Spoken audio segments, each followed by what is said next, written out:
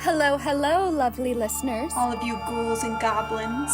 And everything in between. Welcome to Across the Veil with Zelda and Emma. Welcome back to another re-recording. This one was really fun for me to do live just because I got to show everyone pictures of the creatures, but I think it's going to be just as fun for you guys to hear about them and kind of think in your own brains. It's a word, we're making word pictures this week. Word pictures, yeah. Going all the way to ancient Japan. A picture may be worth 1,000 words, but a few words may be worth a full picture. Especially with Emma's glorious sound editing. I don't know if my sound editing can help too much with these guys. I know, but it just, the ambiance. Ambiance. So I've been wanting to talk about these guys for a while now, and I'm so excited for everyone to hear about why they spark so much joy in my heart. So today we'll be discussing Tsukumogami, which are a type of ancient Japanese yokai. Yokai, for those of you new to the podcast, are a class of supernatural monsters and spirits from Japanese folklore. And we've covered yokai like the Yuki-onna and the Kappa before, so if you're interested, go check those episodes out. Yeah, yokai are super diverse and interesting, and the ones that we've covered are truly at opposite ends of the spectrum. Opposite ends. Yeah, like, they're both great episodes, but listen to Yuki-onna first if you love spooky ladies. Kappas first if you're interested in hearing about little turtle boys who are into butt stuff. There's something for everyone. Whichever one tickles your fancy the most. The Tsukumogami in Japanese folklore are household tools or objects that have gained sentience. So basically, it's a Shinto belief that everything has the capability to have a kami, or soul. Tsukumogami are tools that have existed for 100 years, and on their 100th birthday, they are granted a soul. Happy birthday. Happy birthday, here's a soul. That kind of happens with humans too. You get, I don't know how souls work, but it's like you get born, now you're a person on your birthday. You get born, person, soul. Mm-hmm. So if the object was treated well, then the Tsukumogami will be benign, but mistreatment leads to a very vengeful creature. Fair. Tsukumogami are also known as Mononoke, which are Japanese spirits that are similar to Western poltergeists. Mononoke doesn't really have a great English translation, but it essentially means monster or spirit, and these guys like to scare or even kill people. Most Mononoke are lost souls that haunt temples, shrines, and graveyards, and most of the time they can be driven off by priests if they're behaving too chaotically. Side note, if anyone has seen Hayao Miyazaki's Princess Mononoke, I love those movies so much. Me too. So good. So good. So the title in Japanese is Mononoke Hime, and Hime means princess, so the title roughly translates to Princess of the Monsters and Spirits. That's everything I want to be. What a thing to be princess of. The best thing to be princess Goals, of. icons only. The concept of Tsukumogami dates back to the Japanese Middle Ages, around the 10th century. Since the term is so old, there are a bunch of different translations, but the modern understanding is that Tsukumogami are inanimate objects that receive a soul after 100 years of service to humans. Usually these guys are harmless, and sometimes you'll be lucky enough to get a broom Tsukumogami who enjoys dusting your house at night when people are asleep. Kinda like an ancient folkloric Roomba. Yes! Poorly treated Tsukumogami have been known to gang up on humans and beat them up. I mean, could you imagine a group of brooms kicking someone's ass? It's crazy. I can't stop picturing like an ancient evil Roomba. Like a swarm of Roombas coming into someone's house in the middle of the night, ready to rumble. Rumble, Oh, shall I say. Oh, that one was terrible. So, in order to combat this, there are ceremonies called jinja that are performed to comfort broken objects so that they can forgive humanity and don't become evil. Aww. Out of curiosity, can this be any appliance? Like, could there be like an evil mirror? Some fairy tale shit gone like bonker Tony? Okay, so yes and no. So it's not any appliance, but yes, mirrors, and I will get into mirrors later. Ooh. Think more objects that would have existed 5 to 200 years ago. Those are more so the things that get Tsukumogami'd. I like it as a verb. It's a good verb. It's a good verb. Since legends of these spirits date so far back, there's a little bit of controversy about exactly where these stories come from. The kanji representation of Tsukumogami comes from a picture scroll in the Tenpo era. Kanji, by the way, is just a Japanese alphabet. So the Tenpo era lasted from December 1830 through December 1844.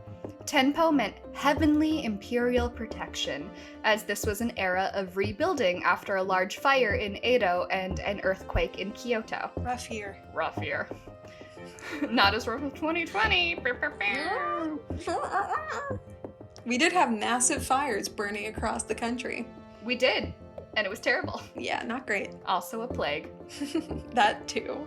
This paper scroll, called the Tsukumogami Emaki, claimed that a tool that lasted 100 years would be given a kami, which was later translated to gami, which is where we get the suffix of the word from.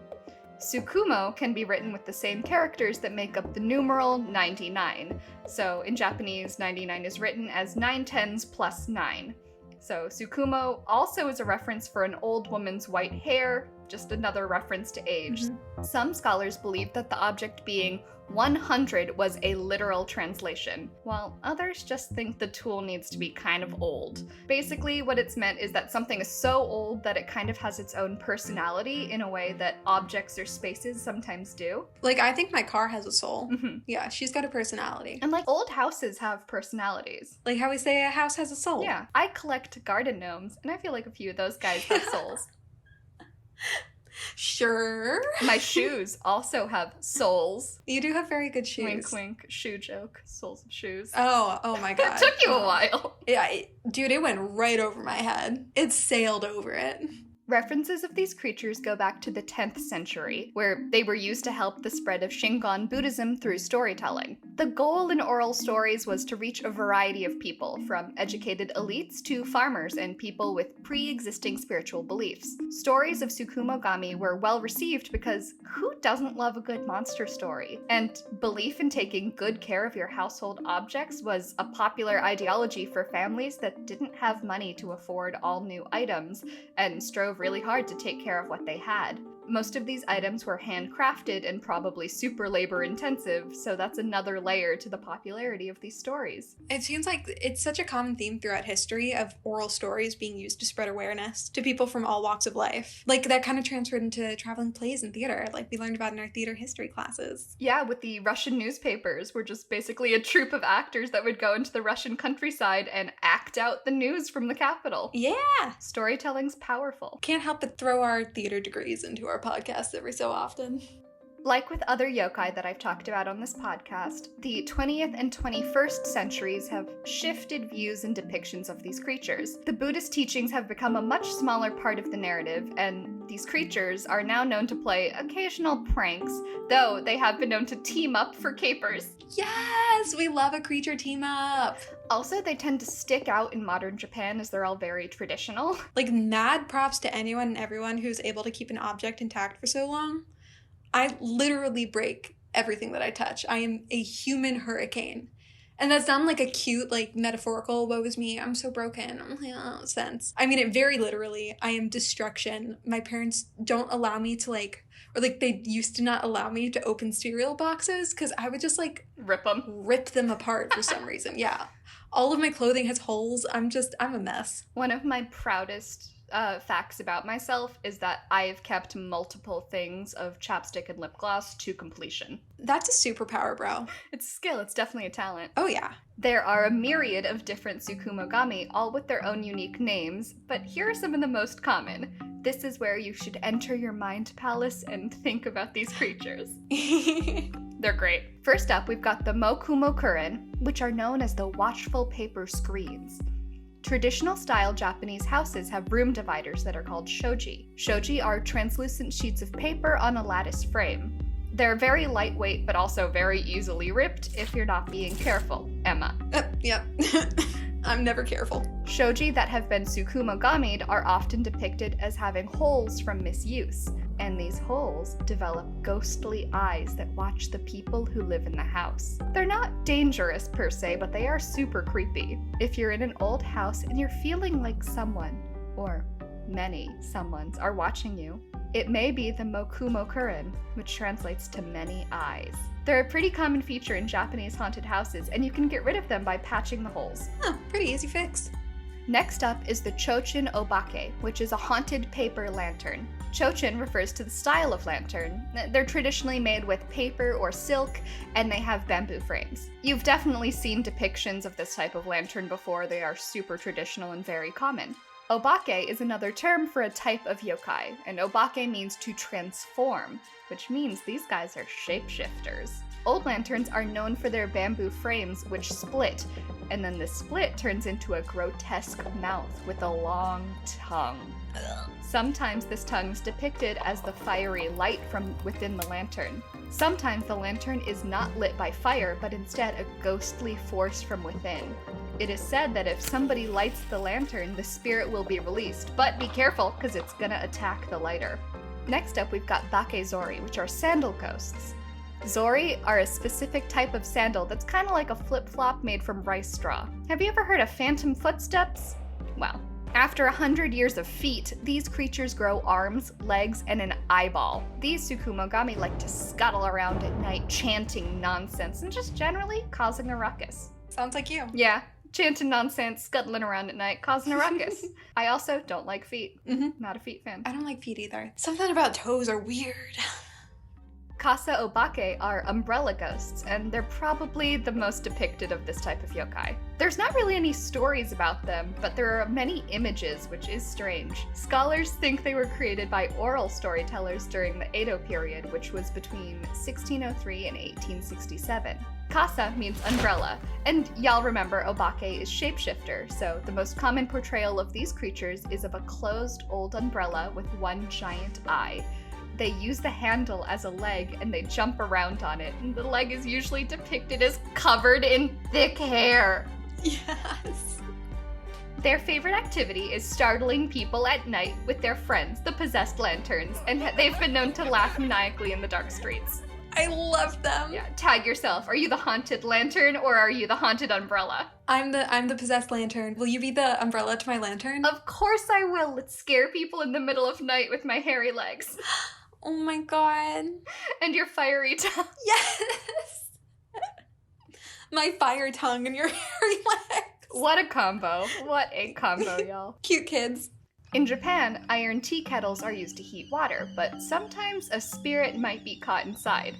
This is the Mori Niji no Okama, or the haunted tea kettle. There's a well-known Japanese folktale called the Bunbuku Chagama, which is about a tea kettle that transforms into a tanuki, which is a Japanese raccoon. Oh my god, Evil Mrs. Potts turns into a beast. Beauty and the Beast gone wild, just putting it out there. It's so fairy tale, I love it. Finally, we have the Boroborotan, which is a killer futon. So Japanese bedrolls are called futons, and most of the time they're just on the floor. There's no bed frame. They're just on there. You roll them up when you're done. But poorly cared for futons have been known to wrap themselves around unsuspecting sleepers and strangle them like a murderous burrito. Also, reminiscent of those beds that you fold down from the wall, and then in movies they like spring back up and trap you in the wall. Murphy beds. Murphy beds. Yeah, killer Murphy bed. Oh my gosh, yeah, the Japanese and the Western version, killer beds. Of course ours is tackier. So there are many more Tsukumogami, including possessed kimono robes, evil mirrors, clocks, prayer beads, gongs, and even jars of sake. Basically, if it can become old, you should treat it kindly. And this sentiment definitely seems like a pretty good reason that these guys were created. Because, having respect for your household items is important, especially if they're able to last 100 years. Yeah. Tsukumogami don't like electricity and are usually made up of natural materials. Oh, no Roombas then. Sad. I want my pack of murderous Roombas. Yeah, so a soul can't inhabit a Roomba, but Roombas might just be evil on their own. They might just have a soul, yeah. Yeah.